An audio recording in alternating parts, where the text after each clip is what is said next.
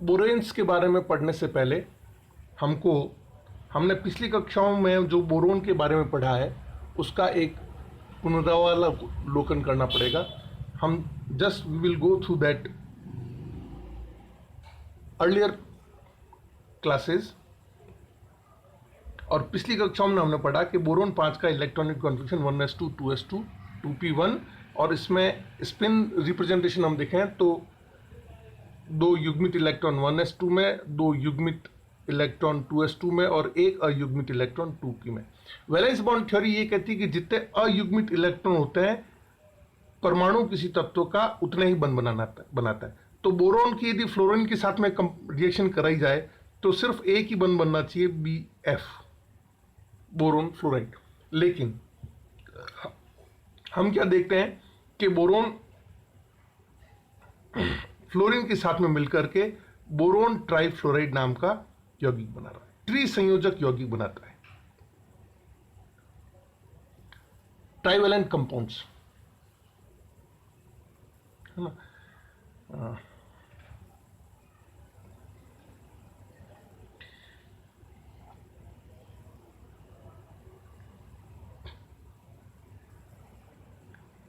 ये हो जाएगा 2BF3। तो जो त्रिसंयोजी यौगिक बना रहा है ये बात का द्योतक है कि इसकी जो एक अयुग्मित इलेक्ट्रॉन की वजह से BF बनना चाहिए वो नहीं बनता, BF3 बनता है। अब क्यों बनता है? BF3 बनने में जो एनर्जी रिलीज होगी, energy released in the formation of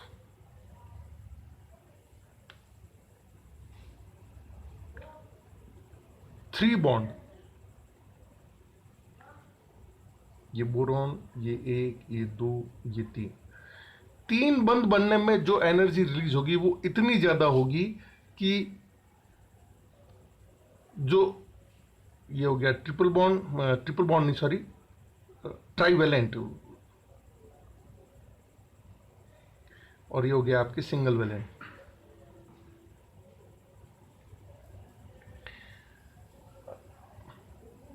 ये 3 बंध बनने में जो ऊर्जा निकलेगी वो इतनी ज्यादा होगी कि वो इस युग्मित इलेक्ट्रॉन को पहले तो अयुग्मित कर देगी, उच्च ऊर्जा स्तर में ले जाएगी, और उच्च ऊर्जा स्तर में ले जाने के बाद में इनमें संकरण हो जाएगा। कैसे?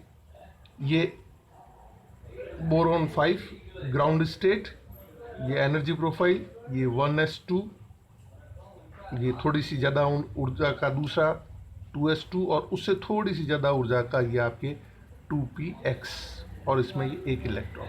ये हो गया आद्य अवस्था, ground state.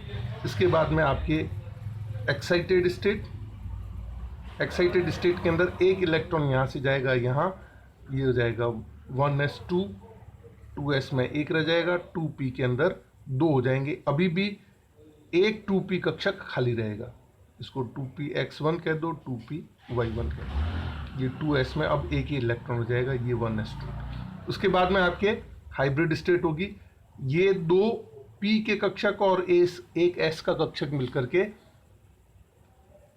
sp2 hybrid state बनाएंगे।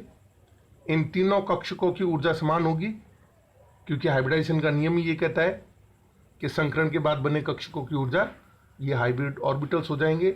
ये कौन से sp2 हाइब्रिड ऑर्बिटल्स हैं, और तीनों में एक एक इलेक्ट्रॉन आ जाएगा। और ये तीनों एक एक अयुग्मित इलेक्ट्रॉन फ्लोरीन के एक एक p कक्षक में जो अयुग्मित इलेक्ट्रॉन है उससे युग्मित हो जाएगा। इस तरह से बोरोन ट्राइफ्लोराइड का अणु बन जाएगा। ठीक है, इसको हम डायग्रामेटिकली समझें तो कुछ इस तरह से, ये एक s कक्षक संकरण के लिए जिसने भाग लिया, जिसको हम 2s1 कहेंगे, ये आपका px कक्षक हो गया, 2px कक्षक, और ये आपका 2py कक्षक हो गया।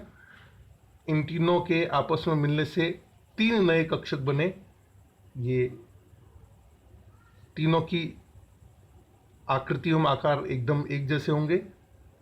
ये 3 कक्षक बने जिनको हम क्या कहेंगे, ये सब मिलकर के sp2 हाइब्रिड ऑर्बिटल में पार्टिसिपेट करेंगे, एक s और 2p, और ये 3 कक्षक तीनों आपस में इस तरह से जुड़े होंगे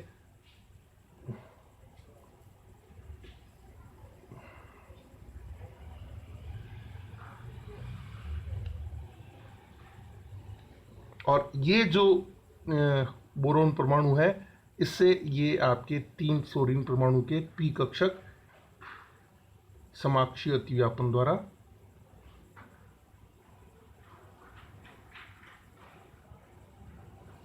ये आपके BF3, ये आपका फ्लोरीन परमाणु, ये क्या है आपके, ये है 3 sp2 हाइब्रिड ऑर्बिटल्स, और ये आपका हो गया मॉलिक्यूलर ऑर्बिटल स्ट्रक्चर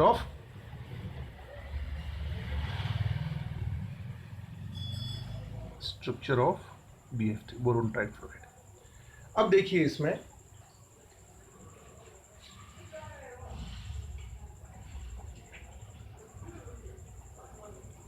बोरोन ने एक एक इलेक्ट्रॉन का साझा कर लिया फ्लोरीन के और 3 परमाणुओं से, और बोरोन ट्राइफ्लोराइड बन गया। लेकिन क्या इसके बावजूद भी इसका अष्टक पूर्ण हुआ?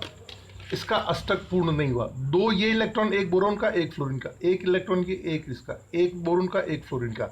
अभी भी इसके वैलेंस शेल में कितने इलेक्ट्रॉन हैं? 6 इलेक्ट्रॉन हैं। तो अभी भी इसका अष्टक पूर्ण नहीं हुआ है। अष्टक इसका क्या है? अपूर्ण है, और इसलिए ये इलेक्ट्रॉन डेफिशिएंट कंपाउंड कहलाते हैं।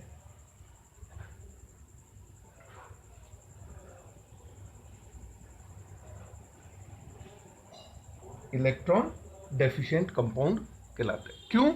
What are electron deficient compounds? Those compound in which the central atom is having incomplete octet.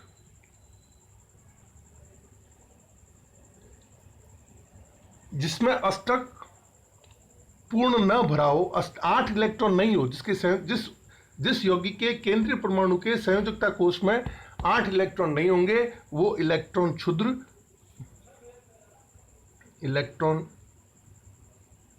क्षुद्र या इलेक्ट्रॉन डेफिशिएंट कंपाउंड कहलाएगा। अब यहां से हम थोड़ा सा हायर क्लासेस की तरफ बढ़ते हैं कि ये जो इलेक्ट्रॉन डेफिशिएंसी आ गई इसमें, अब इस इलेक्ट्रॉन डेफिशिएंसी को वो किस तरह से पूरा करेगा? तो इलेक्ट्रॉन डेफिशिएंसी को वो 3 तरीके से पूरा कर सकता है। 3 प्रकार से अष्टक पूर्ण करने का प्रयास करता है।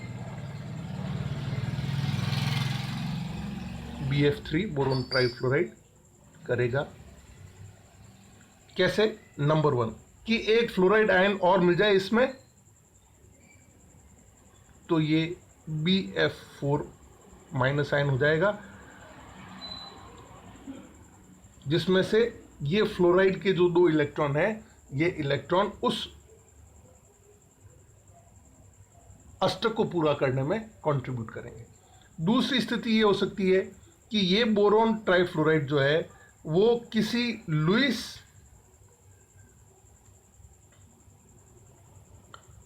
क्षार इलेक्ट्रॉन पेयर डोनर जिसको हम लुईस बेस कहते हैं, लुईस बेस के साथ में रिएक्ट करे और उसके साथ में कोऑर्डिनेट बॉन्ड बना करके अपना अष्टक पूरा करे। ये जो लोन पेयर ऑफ इलेक्ट्रॉन ये कोऑर्डिनेट बॉन्ड की फॉर्म में किसको मिल गए? बोरोन को मिल गए, और ये बोरोन के पास में 3 फ्लोरीन पहले से ही थे, ये आपके एक नया यौगिक हो गया। और तीसरा तरीका क्या है कि 2 समान यूनिट्स, 2 समान इकाइयां, जैसे BH3 या BF3 आपस में मिल जाए। बस ये जो तीसरा पॉइंट है, ये ही हमारे काम का है बोरेन्स को पढ़ने में। ठीक है, तो बोरेन्स क्या है? इससे पहले हम बोरेन्स के बारे में थोड़ा सा और डिस्कस करें। हमने अब तक जो पढ़ा उसके बारे में एक छोटा सा रिव्यू देख लेते हैं कि बोरोन जो है B5 होता है और उसमें त्रिसंयोजक यौगिक सामान्य रूप से पाए जाते हैं।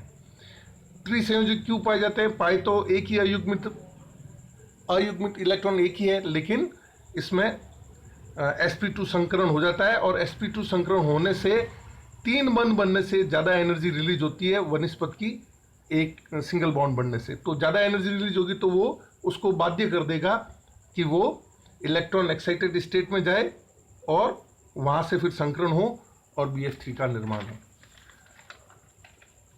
एक S और 2 P कक्षक मिलकर के sp2 संकरण हुआ और इस तरह से इसमें बॉन्डिंग।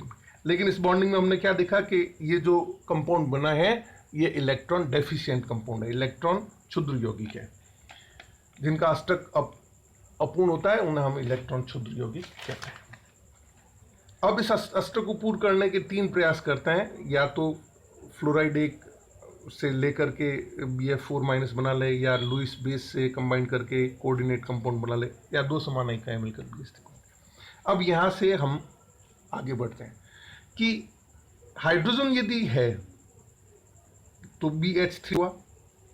तो पहली जो BH3 है वो क्या स्थायी है क्या? Question is BH3 is a stable molecule और कंपाउंड? नो, नहीं है। वाई? क्यों? इसलिए नहीं है कि 2 BH3 यूनिट्स मिलकर के आपके एक B2H6 यूनिट का निर्माण कर देती है जो कि स्थायी है। अब ये स्थायी क्यों है? Why it is stable? Actual में ये जो 2 BH3 गिव्स B2H6 है, ये एक रिवर्सिबल रिएक्शन है, उत्क्रमणीय अभिक्रिया है।